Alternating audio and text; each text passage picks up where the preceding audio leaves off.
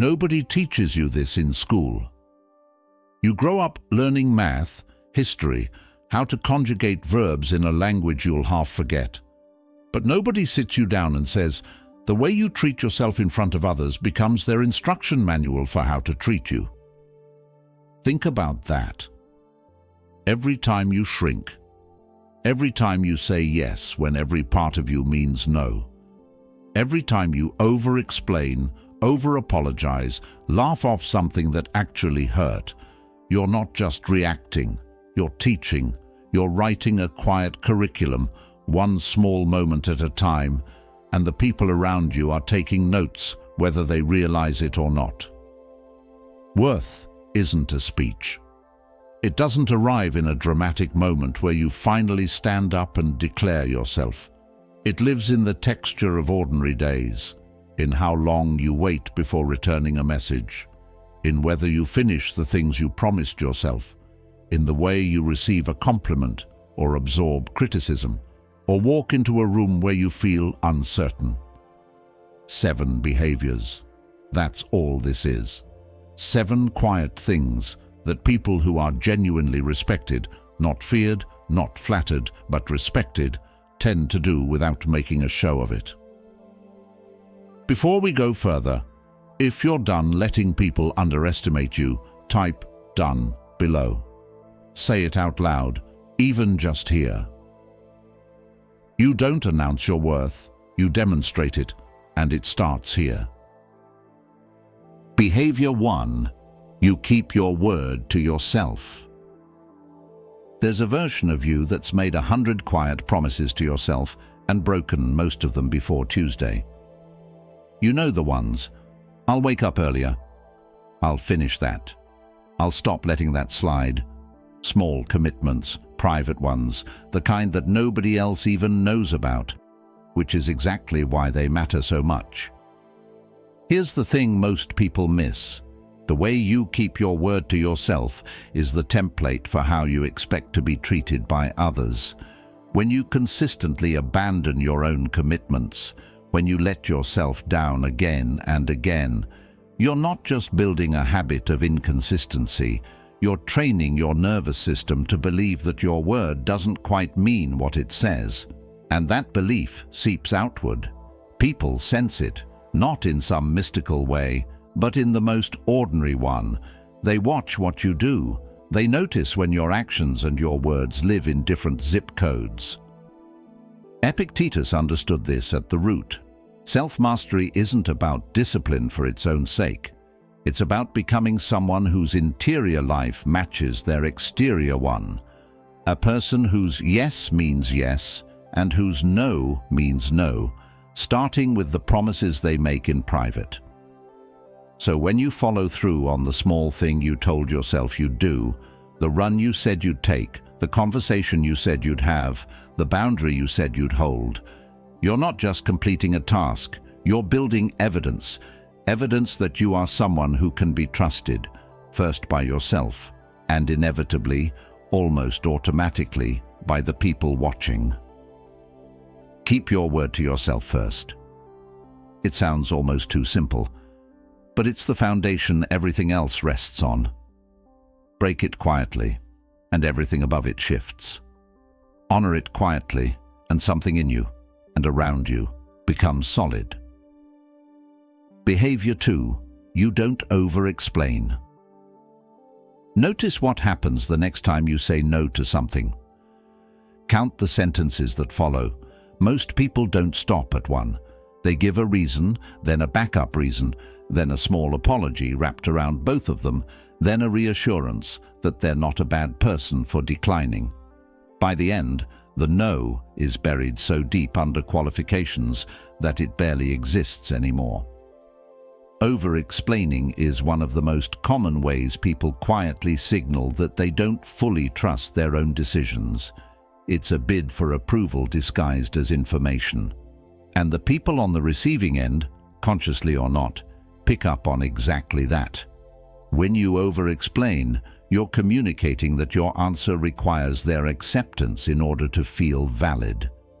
You're handing them a small amount of power over your choices.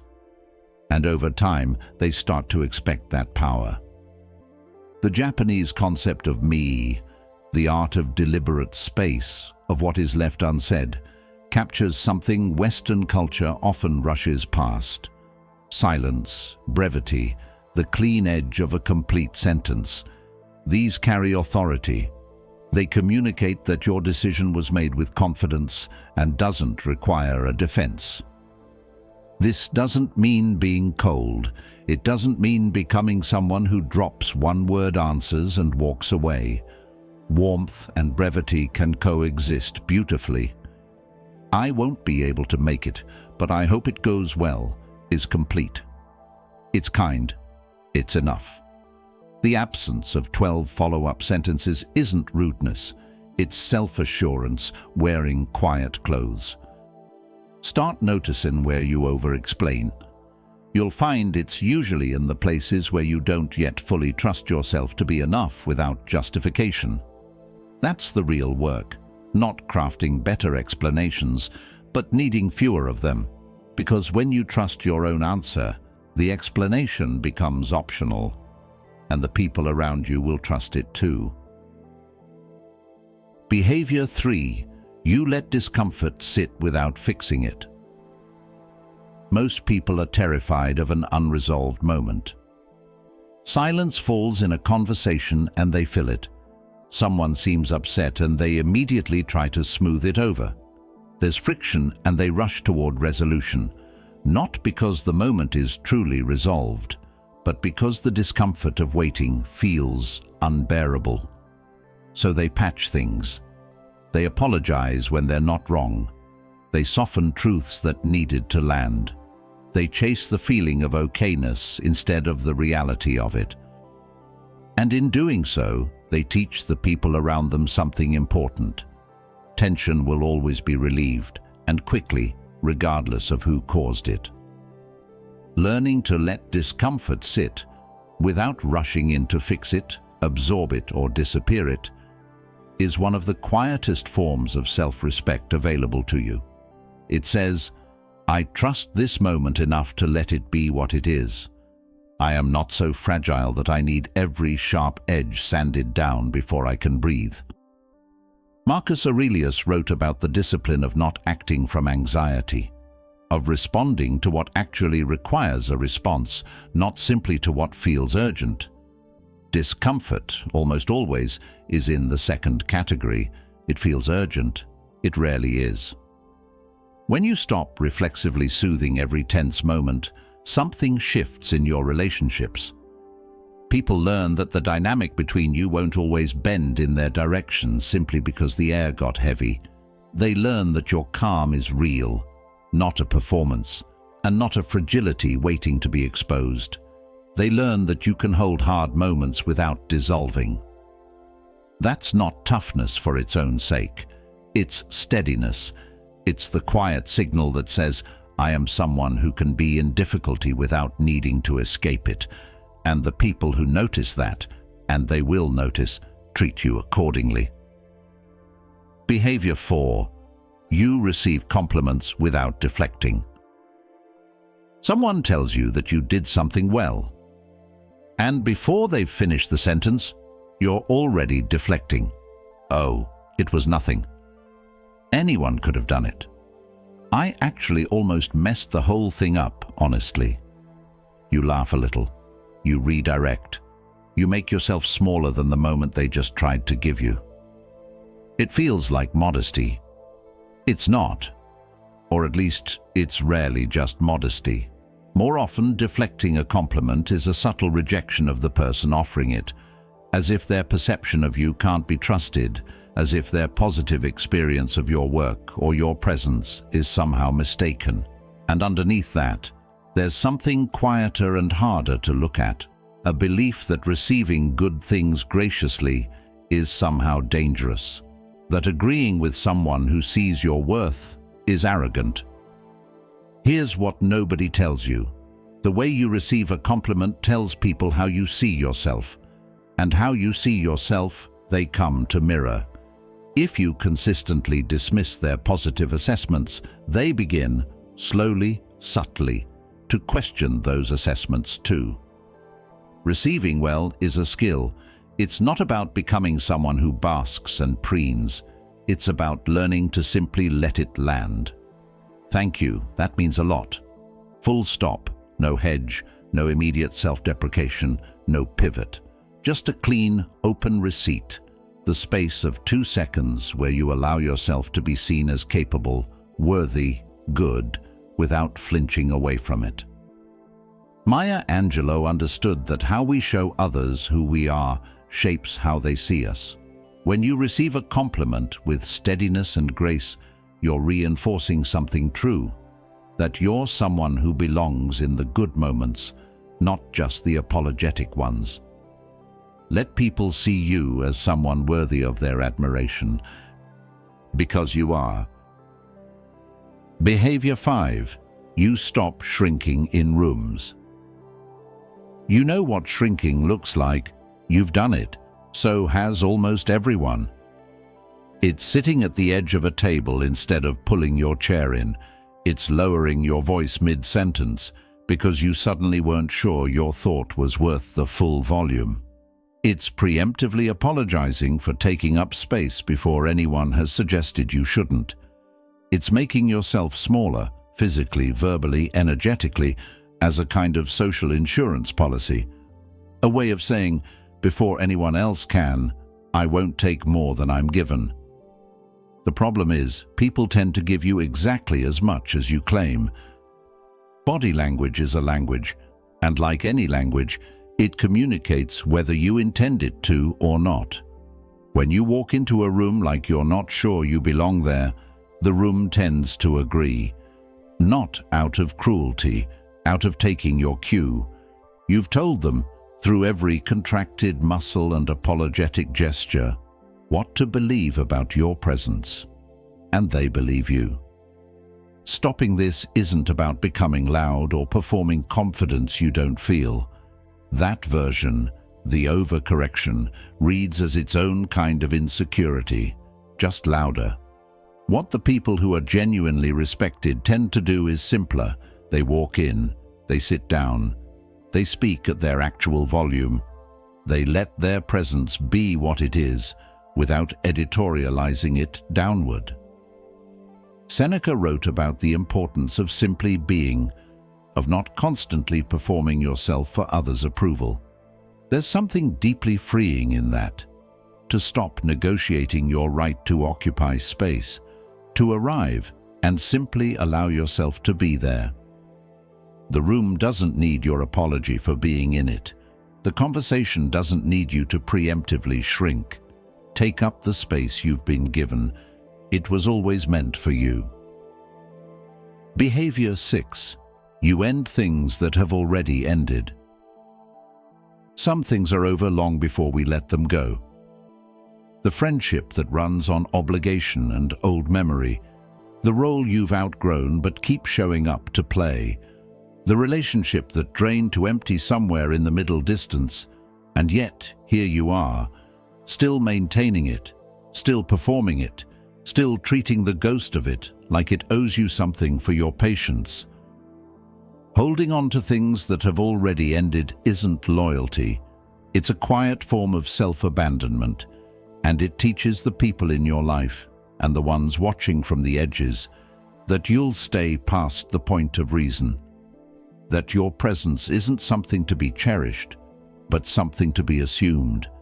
That you don't leave, because leaving requires a level of self-regard you haven't yet fully claimed.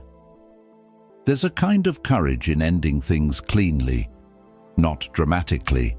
You don't need to burn anything down or make speeches. Quiet endings are often the most dignified. A conversation that simply gets shorter, a presence that gradually withdraws, an internal decision made without announcement. This is no longer mine to carry. When you begin releasing what no longer serves you, actually releasing it, not just thinking about it, you communicate something essential about your own worth. You show that your time and your energy and your emotional presence are not infinite, freely available resources. They are finite, they are valuable, and they go where they are genuinely received. The people who remain when you've made that kind of edit, who stay in the spaces you've kept open, meet a version of you that has more to give because you've stopped bleeding energy into dead ends. End what has ended. Not with bitterness, not with fanfare, with the quiet dignity of someone who finally believes their presence deserves to be somewhere it matters. Behavior 7. You respond, you don't react. Someone says something that gets under your skin. Your pulse lifts, your thoughts sharpen. Every part of you wants to answer immediately, to match the energy, to defend, to correct, to let them know exactly what you think of what they just said. That impulse is human, it's almost universal. And acting on it every time is one of the quietest ways you hand your power to someone else. Reacting is automatic. It says, whatever just happened has control over me right now. Responding is deliberate. It says, I heard you, and I'll engage with you on my terms.